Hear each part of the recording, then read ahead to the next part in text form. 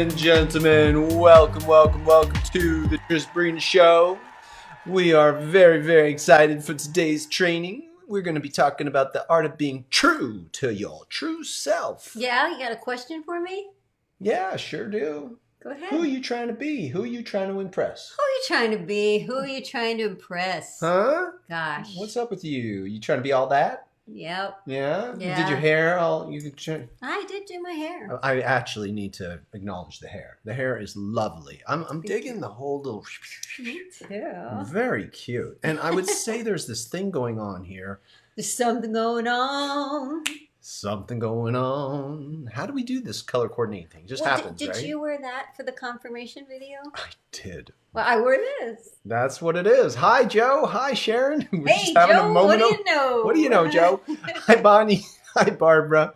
Yeah. So we thought long and hard about this one, and we decided that there's some cool stuff going on in life with upgrading of relationships. And this is said with all kinds of love tonight, all kinds of new perspective. I touched on this a little bit during one of our live sessions today. But how many did we have? How many sessions have we had today?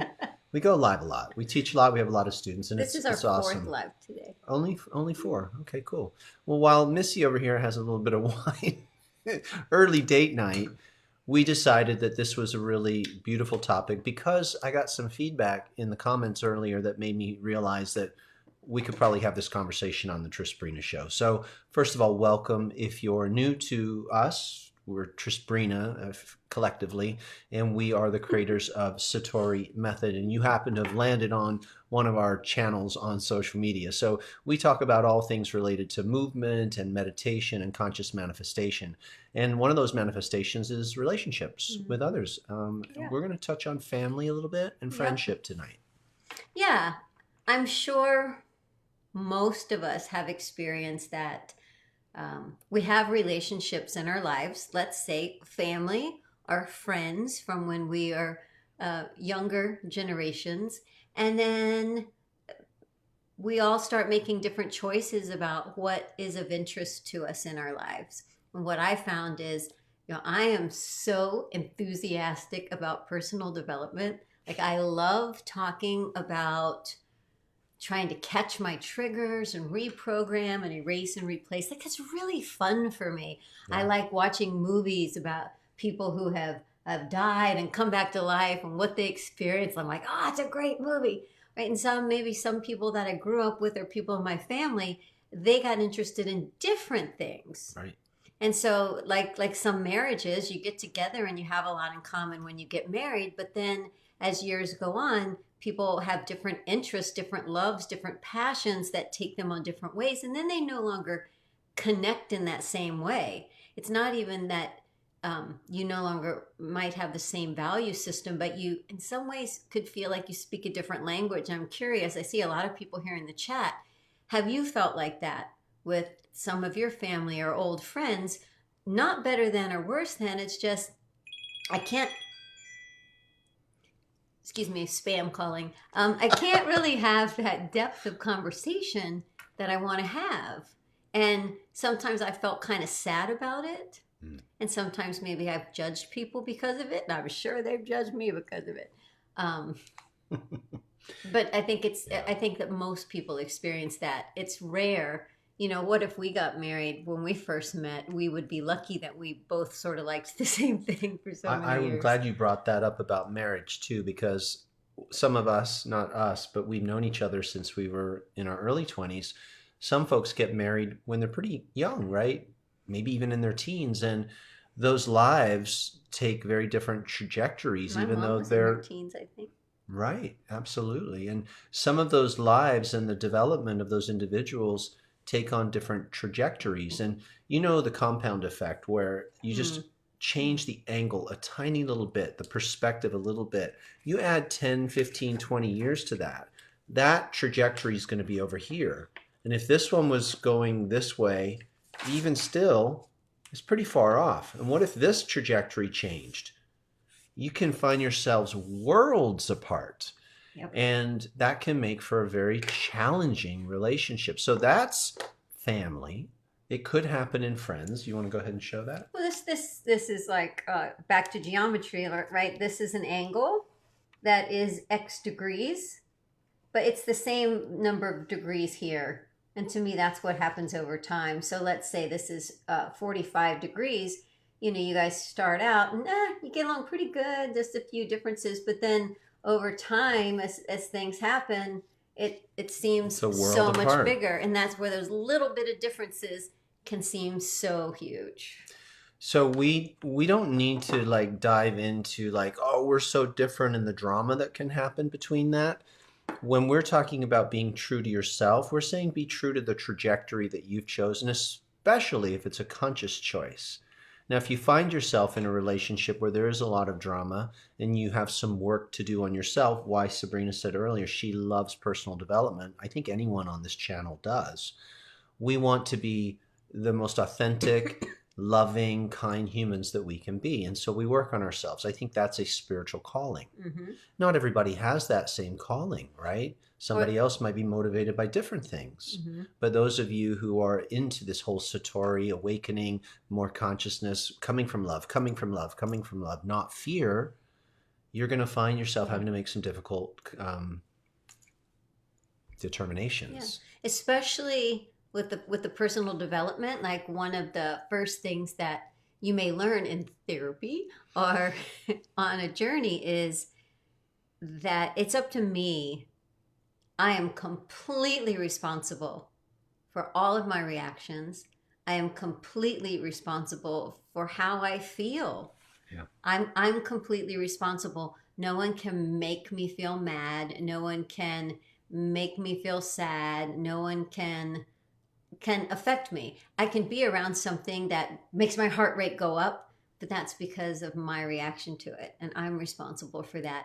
And so, So that's a huge like first point, starting yeah, point, right? and Take responsibility. and that's something you have to do every moment of every day. But then you're in conversation with someone who is like, no, what you said is hurting me. What you said is not nice to me. I'm mad because of you. You make me this. That's when I find it the most difficult. It's like, hey, if we're both going to take responsibility for how we feel, uh, then we can move forward. But I can't, I find it really hard to speak to someone at all if they're two things telling me that I'm making them feel something or telling me how I feel. So you can't tell someone else how they feel. You can't. All you know is if I was in that situation, I would feel that way. But you never know what someone feels. You can't do that either. Those are my two things that drive me crazy. Okay, good to know. What are they? Don't tell you how you feel is one of the number one ones. Yours too. You hate that. Well, don't you all hate that? Like when someone tells you how you feel? How dare they? They don't know. So I love what Sabrina brought up about owning who you are and where you're at 100%, right? Like not pointing that finger. You guys know the analogy, point the finger, you got three pointing back at you, so you better look at yourself 3 times deeper. It's very easy to start casting judgment, especially when the trajectories change. But if you can think of that analogy or that understanding of how trajectories make you find yourself in different places, there can be a lot of compassion and understanding. Here's where it gets interesting for, I think, all of us. It's when there's obligatory stuff going on. You are my wife, therefore. You are my child, therefore. I am your father, therefore. And these things that are not based necessarily in love, but they're based in some kind of doctrine, some kind of rule that you're supposed to behave a certain way because of the relationship. Or not behave a certain way. Or not behave a certain way. Because you could say, you know, you're my daughter. You should do this, this, this, and this. And the other way could be, that's right. You're my daughter. You should not be able to, blah, blah, blah. A lot of shoulds and shouldn'ts. So I think one of the places that we all get to start at is, who am I being? Am I trying to be something else for others to make them happy? Because that's a really hard job. You can't, because then the next thing they're not going to be happy about something else. So you do all this dancing, or you're waiting for them, or wanting or forcing, challenging, trying to get them to change so that you're happy. I know that sounds very basic, but most humans find themselves in that. And it's so important to catch it. Are you doing that? So then you have to ask, well, who do I want to be? And can I be true to that, regardless, irrespective of what somebody else wants me to be? And you have some work to do there because you can feel guilty. You can feel like it's expected of you. You can feel bad, like, oh, I'm going to hurt their feelings if I say what I want. And society That's says wrong. XYZ. So being true to yourself is the most important position of power to move from. And I would highly encourage all of us, if we're going to move from a powerful position, that position is also based in love. So then I ask myself the next question, especially in relationships, because usually you're going to engage that person and speak with them. Is the next thing that I say that comes out of my mouth, or is this reason for speaking to each other, going to help or harm? Is it going to help or hurt? Because you might be very empowered and very strong and very conscious and know all the things about all the things, and then you can drop a bomb on somebody and you could really hurt them. And do you even need to do that? Because there's something inside of us we have to be mindful of, that we have felt maybe taken advantage of, or we have felt that people haven't seen us. And there's a little bit of the egoic principle that says, I'm going to get you back. I want to hurt you. I want to punish you. And so I have to be careful for that one. Prove you wrong. You hurt me, I'll get you back. And I have the psychological tools to do that. And that would be really not cool. So can I choose love? I can. We all can. We can choose love. Now, how do we language that? How do we language that? And do we even language it? Voice it? Well, sometimes it's better to let certain things just sleep. Don't poke the bear, right? Oh, I really need to express this. Can you use examples to help? I'm going to totally do examples. So poking the bear might be that there's something that someone who's close to you, a friend or family member, that you really don't like. It bothers you, or they're wanting you to be a certain way, and you want to go and confront them. That's what I mean by poking the bear. So then you go and you say all these things to them, and you show them why you're right and they're wrong, right? You prove it. You can prove it. You can squabble, you can fight, you can do all that. You're selfish. See, here's 6 ways that everyone in the world can obviously see you're selfish. Everyone's got the judge and the jury in their mind. So you all know you do it. We all do it. It's ego. You start piling up all the reasons why they're wrong.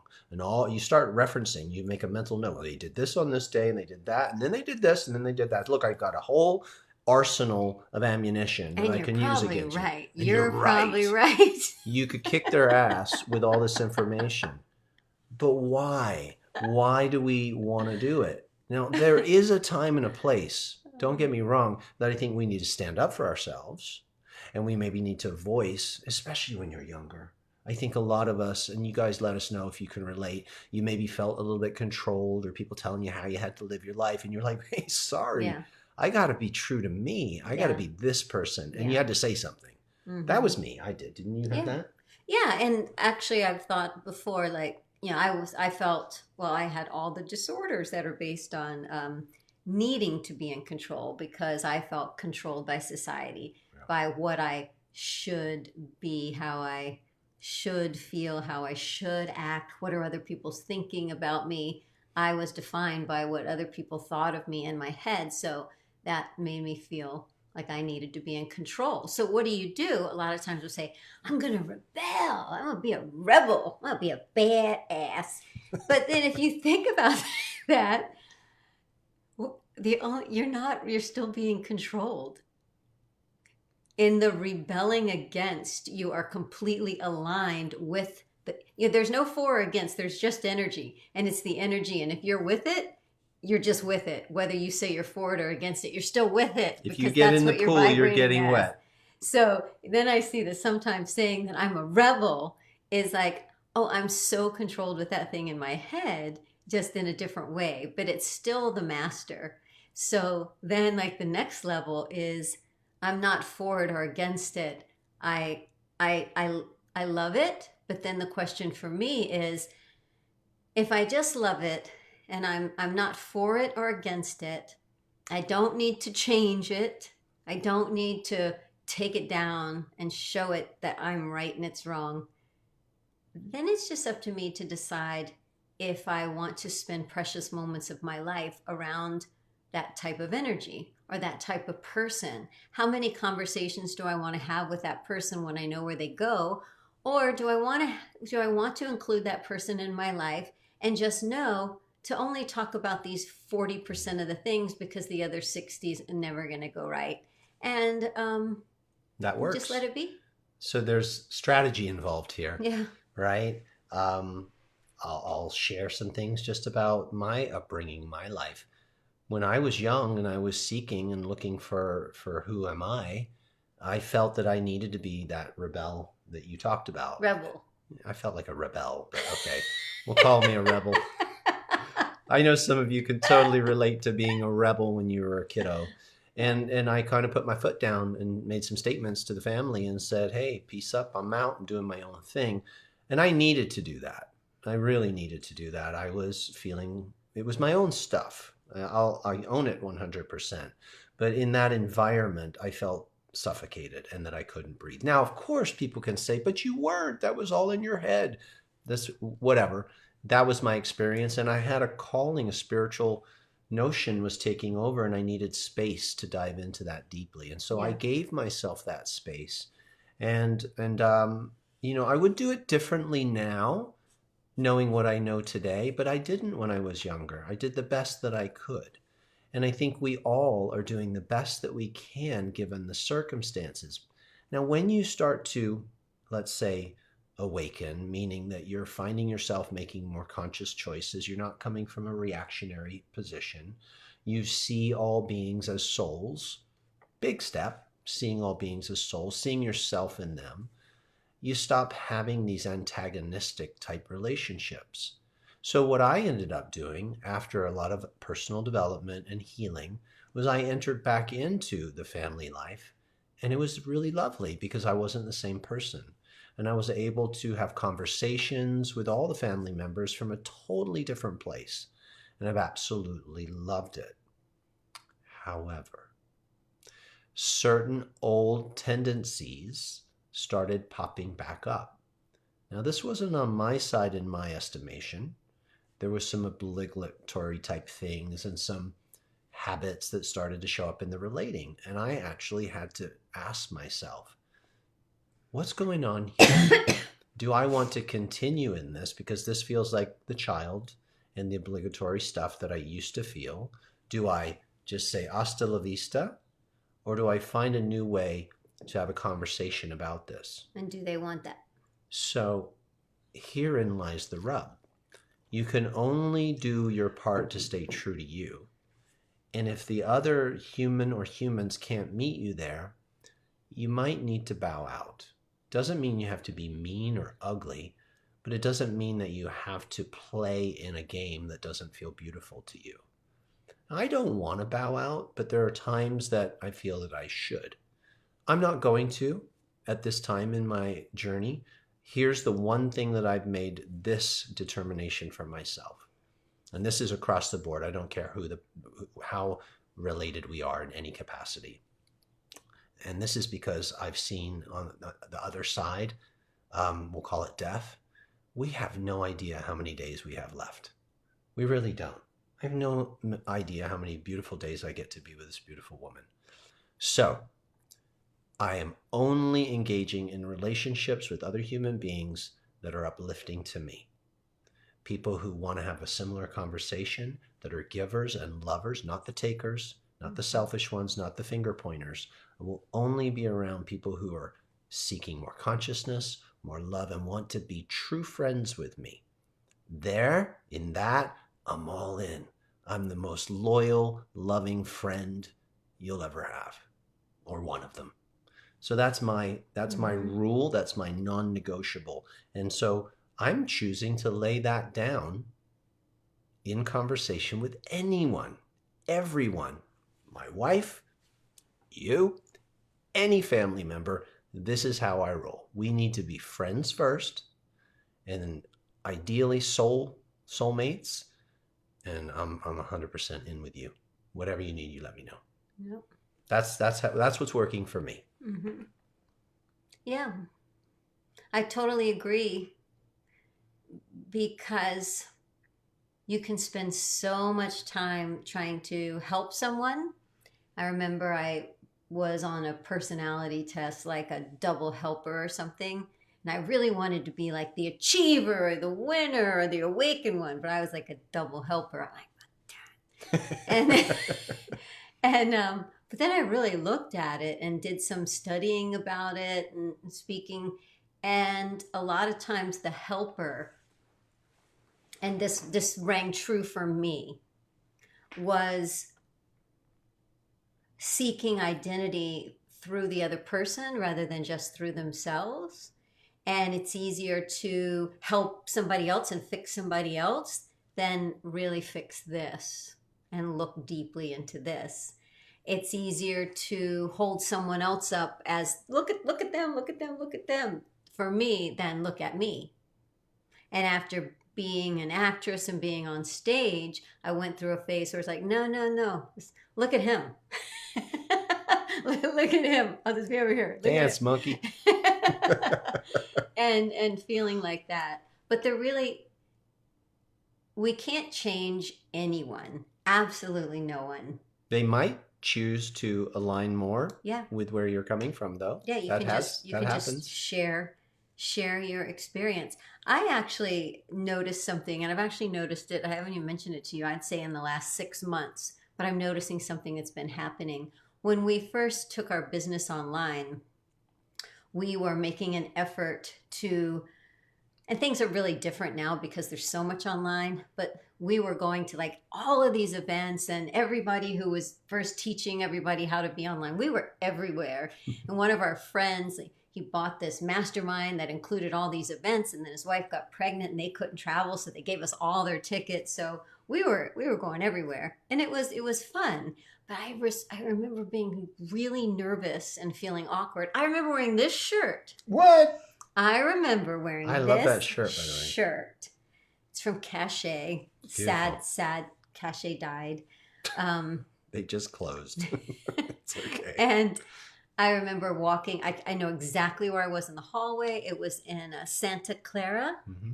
and it was at a Brendan Burchard event. Mm-hmm. And I was walking. The room is over here, and the main doors are here. But there's a side way because we would go in the front because we had like some. Oh, yeah. And I was walking and coming the other way, and like we were new online was Brendan Burchard and JJ Burchin, Hmm. and JJ was talking, and somebody else. It might have been Lisa Sasevich, She wasn't there. and JJ stopped, turned to me, and she goes, "You look great." Oh, that's so cool. And I had only seen her online. If you know, she's like she was a fitness person at the time, and kept walking. And I remember like, oh wow, like I tried to look great, and she just said that. But I just remember being in that room, and when we go into breakout rooms, I would like seriously every time they would say get in a group of 5, I would go to the bathroom. So I was in the bathroom all the time, and it was because I was dealing with who am I supposed to be? I don't fit in here. I don't know what to say. And then it just completely shifted. And now I'm at like very high end masterminds with top people. And I feel nothing, but I'm not there as a business person. Although I'm really having these incredible soul conversations with people. Right. Like it doesn't even occur to me to talk about business, and wherever we go, we like you with Jason at the internet thing, and just wherever we are, we start having those kinds of It's conversations. so rad. and and if the other person is into it, they're so happy, and so our connections with so many people now are deep, are based on that. And then it's like, oh yeah, and we both happen to have businesses, and that feels so good to do business with people you're connected to spiritually, psychologically, and you can actually speak the same language and talk to them. So I saw a big shift in myself, because when you're living based on what other people think about you, it's such a horrible Mm-hmm. experience. And I have felt that at times when I'm speaking to people from the past or family, Mm-hmm. some of the things they say are based on what what I think about them Hmm. rather than as souls. Yeah. And And their hurt is what I think about them. Why do you care what I think about you? Right? why do you care? Huh? Yeah.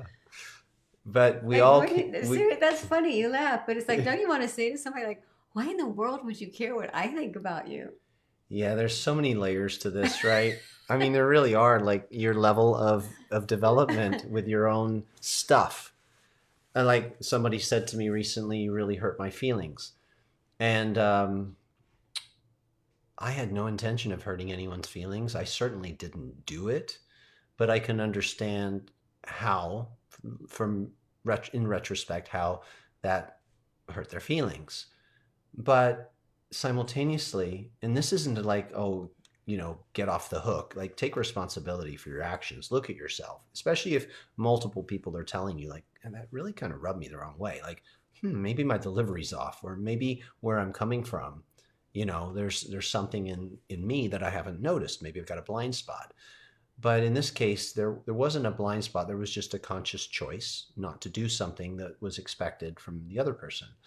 And so in doing that, they said that I had done this thing to them. And I thought, wow, that's what Sabrina said in the opening of this show is you have to take responsibility for your emotions, and you have to take responsibility for your thoughts and Your your reaction. reactions and your relationships. And so Mm-hmm. here's the game changer for me.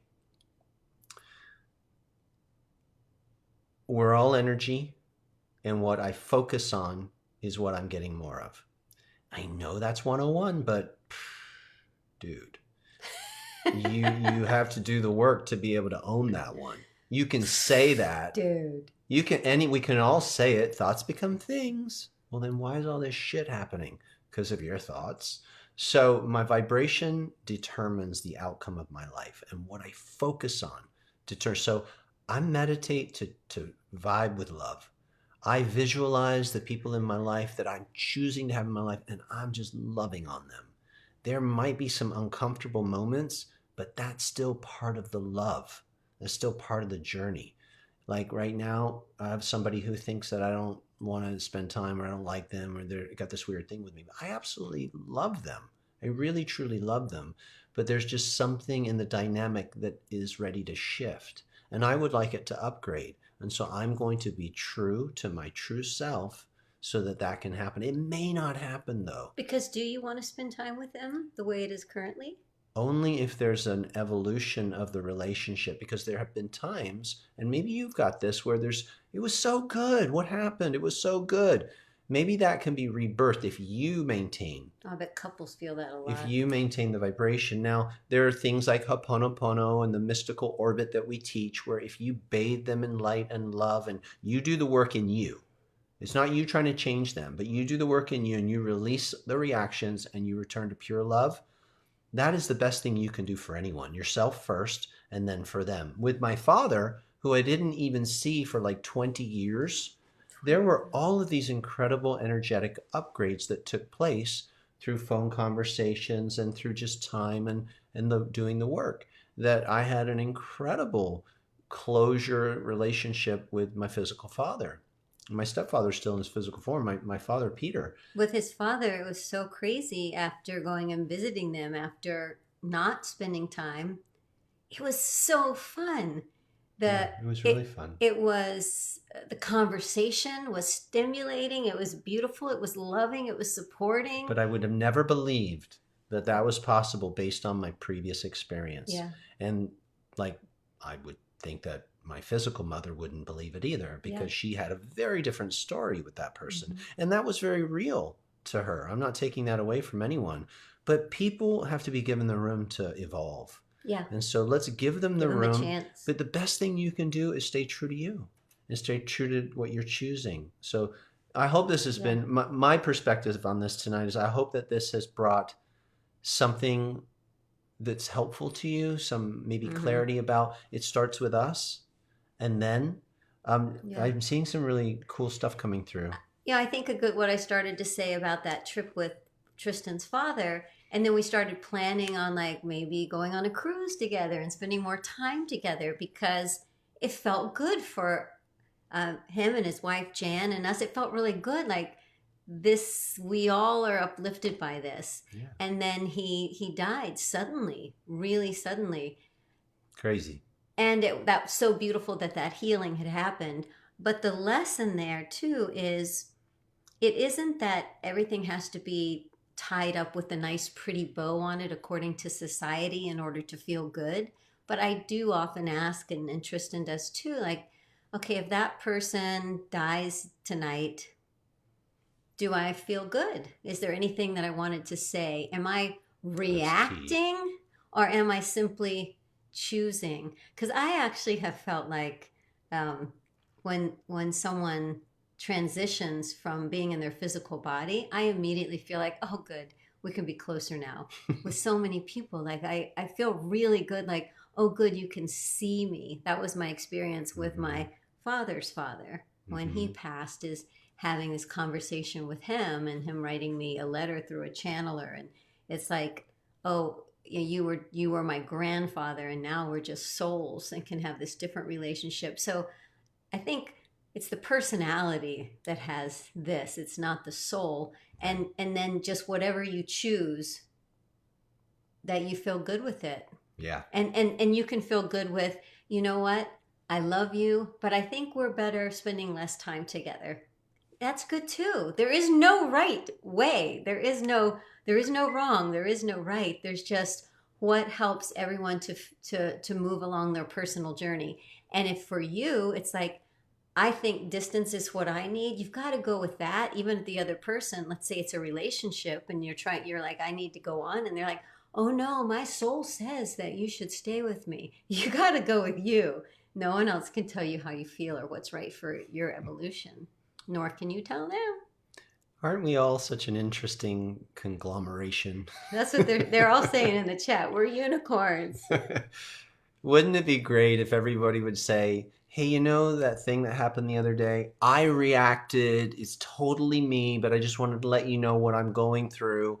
You know, like if people started conversations like that, like, hey, I noticed you didn't send me any a birthday thing, and is everything okay? You know, like rather than why didn't you? Blah, blah, blah. Like let's not, you know, let's evolve here in our way of relating with others. Like let's own our emotions first. Mm-hmm. And let's send love first. Let's give the benefit of the doubt, even if you've done it before, right? Yeah. Let's stop fighting. Let's just start loving. And if you need to bow out with love, not like you're getting more of that energy if that's where you're coming from. Choose love, baby. Choose love. And then you're clean. You're clean, right? No regrets, right? A life of no regrets. Don't hold on to any venom, no toxic thoughts. Towards yourself too. Well, it totally is. Forgive yourself for everything. It's the analogy of like you got the poison for your enemy and then you drink it, right? Thinking that's anger. That's that internal toxic venom. Mm-hmm. It doesn't hurt them. It doesn't hurt them. It hurts us. So choose love, send love consciously through the ethers. If you need to protect your sense of self, then do so, right? Give space if that's needed. Put your foot down if that's what's needed. But in order to get clear on that, you've got to consult with your inner being, your true self, and then stay true to that. Yeah. Because then the mind can come in later, the fear, doubt and all that. Like, oh, I don't know, I'm changing a habit. And like you can get a little bit off there. You got to make that conscious choice deeply within your being. This is non-negotiable for me. I only am in relationships like this. And have those honest conversations with the people in your life. Yeah. We are not saying split up, leave people, tell them to F off. Like, we're not saying that. You're in a relationship with different people for a reason. They are bringing you gifts. They're showing you a part of yourself. Huge gifts. I'm so grateful to my family. They give me so many opportunities to keep. And I am not perfect. They might think that I think I'm like the little Lord Buddha God of the universe or whatever. They do. I'm not. I know I'm not. But I know I'm trying my best. I'm trying my best to be a lover. Yeah. I'm trying my best to be conscious. I'm trying my best to be a true friend. Mm-hmm. I'm trying my best to walk a path of we call Buddha in the martial arts, honor, integrity, love, understanding. It's not easy. I get it, but we can do it. And that's why we Mm-hmm. have these sessions. That's why we have this community and these conversations is we're going through life together, guys, and we're figuring this out. Yeah. Really hope that this Yep. serves you. You know, Seriously. and I've never been through AA. No, What is going on? no, I'm just gonna say. Which But is a I, great organization oh for many yeah, but people. they have this great thing. I've been reached out to by friends from the past to, and they call it make amends. So I'm not going to talk about because I don't know about it, but I will say there were a few people in my life, like my very first boyfriend, we kind of broke up abruptly, and other people that years ago, probably 10 years ago, when I started thinking, is there anything that I carry around feeling unresolved, like awkward with, even though these people are not in my life, or maybe they show up in a dream? And I actually got in, I called, he's an actor. I called his agent and got in touch with him. We had a beautiful conversation. I sent a letter to my dance partner that I had done competitive ballroom with, um, that didn't want to speak to me.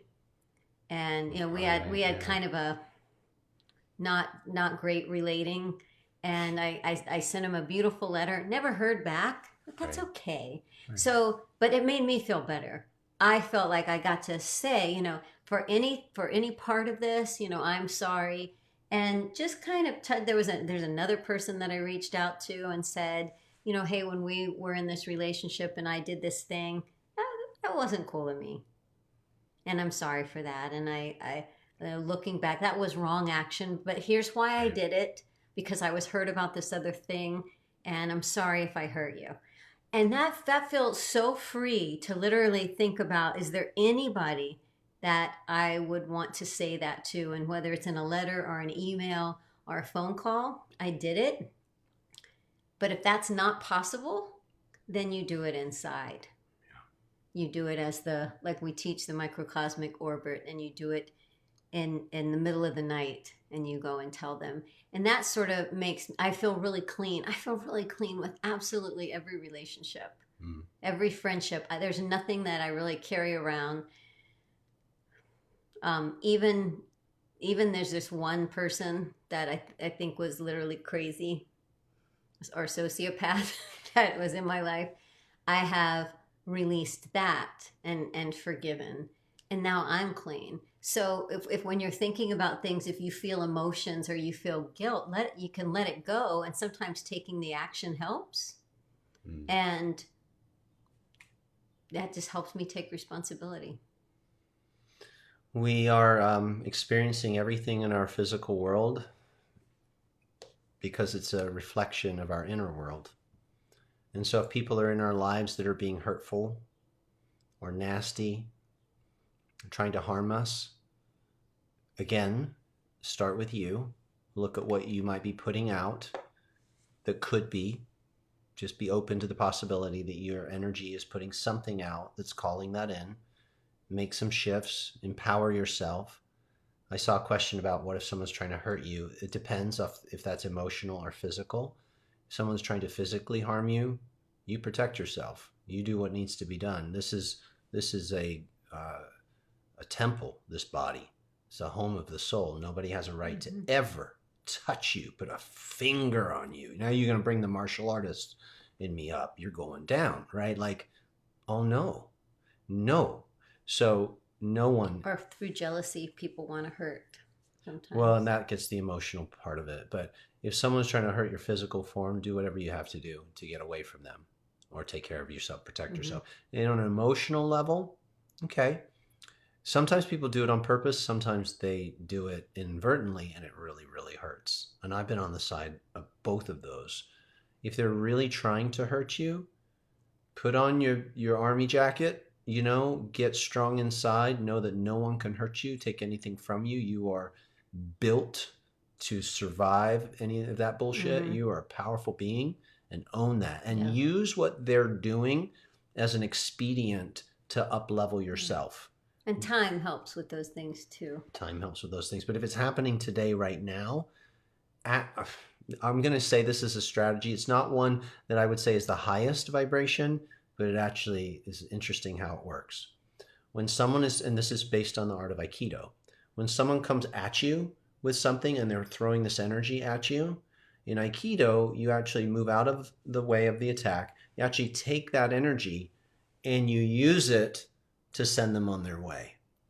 I have found that when people are attacking and throwing strong energy at me, if I don't come from a place of reaction, I actually absorb their energy and I end up using it for my own outcome. They literally become weaker. In Aikido, they say the moment you attack, you've already been defeated.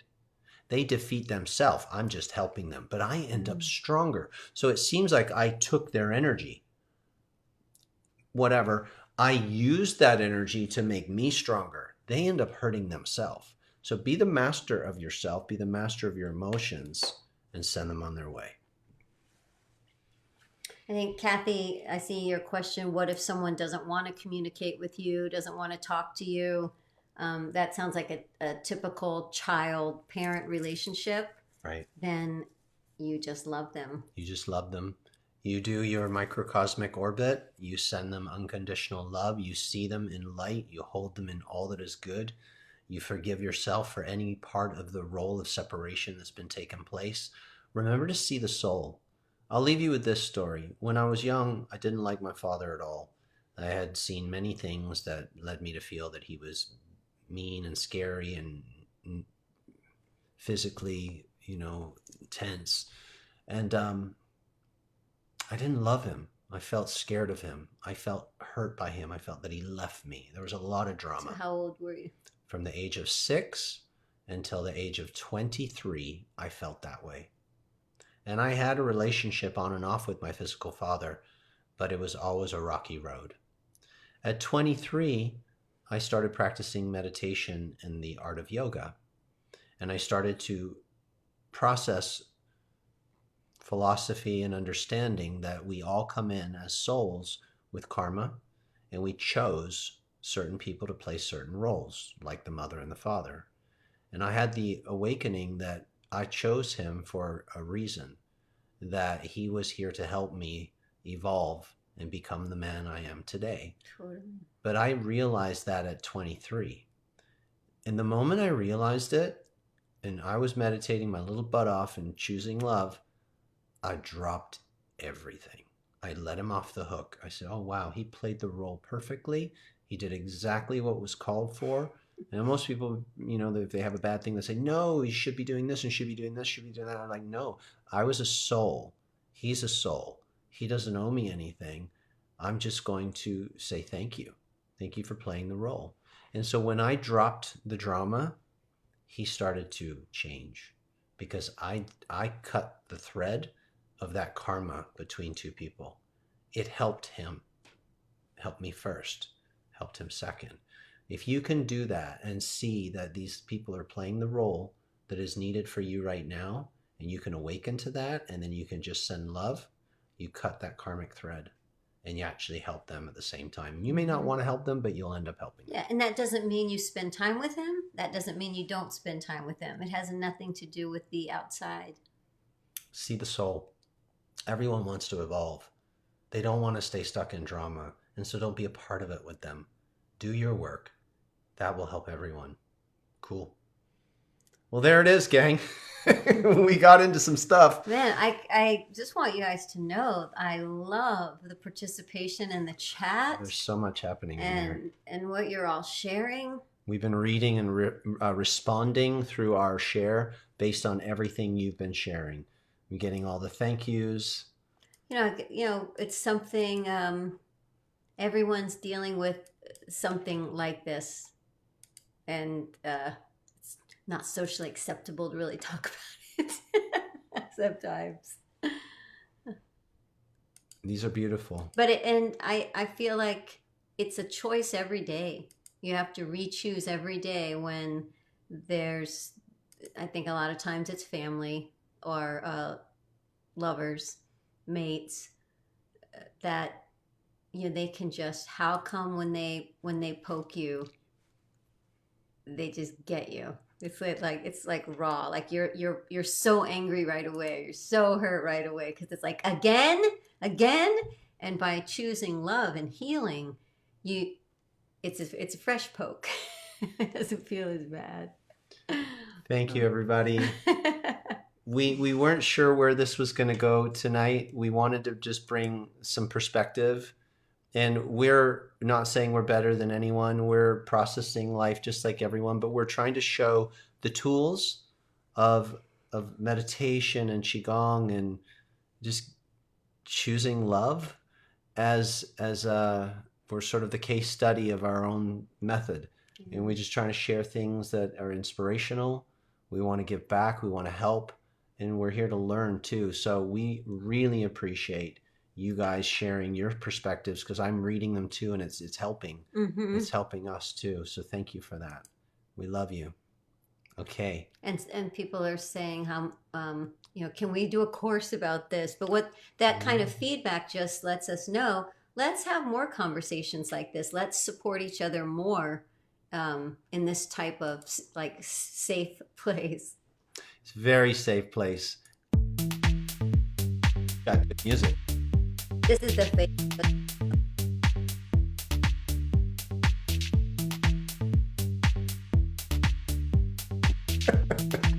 What are we gonna do now? No, let's go talk about all of our friends. No, I'll join you for a glass of wine. All right, sending love. Oh, if you didn't catch the episode 3 of Mark Mula, it was all about how to capture our audience on video from the start. Like a long course. It's very And something really cool that's happening tonight here. Yeah. Our computer is doing a thing. It won't allow us to turn off tonight's show. We have a Macintosh. It's a spinning beach ball. So even though we were leaving, we can't leave. At some point, I hope the beach ball will stop spinning. I really love the artwork. Oh, I do too. Did you forget? No. Well, yeah, I guess so. Anyway, I think we'll just leave it running because we can't turn it off. Put a cap. There's no cap. Oh, I can turn the mic off and the thing, and it'll just be black. And then I'll. Okay. I can't force quit. It must be your energy. I got nothing. I think this is your guys' fault. You didn't want us to leave. I'm probably gonna go get a glass of wine and just sit down here. We can get some work done. This has happened before. There is one tip here. You're supposed to reboot your computer before you go live, and I didn't have time to reboot. Yeah, you guys made that, didn't you? All right, well, I'm gonna go get a glass of wine. I'm gonna leave the thing running. I can't even adjust the music, so it is what it is. Yeah, I guess we're gonna have date night here. Wait, that happened. I think at some point, I don't even know why Debbie's comment just popped up on the screen. Like, it's taking over. The computer's doing its own thing. We didn't say that. Love rules. Debbie did that. Why did that come up? The computer is very intelligent. The computer put that up on its own. We can do it. Love rules. Out of all the, like, we didn't touch anything. Wow. Sherilyn says maybe salsa in the meantime until the Mac finally cooperates. We could almost salsa this. 3, 5, 6, 7. Let's do it. Really? I don't know. We dance. I got my heel. You guys have to dance too. Honey.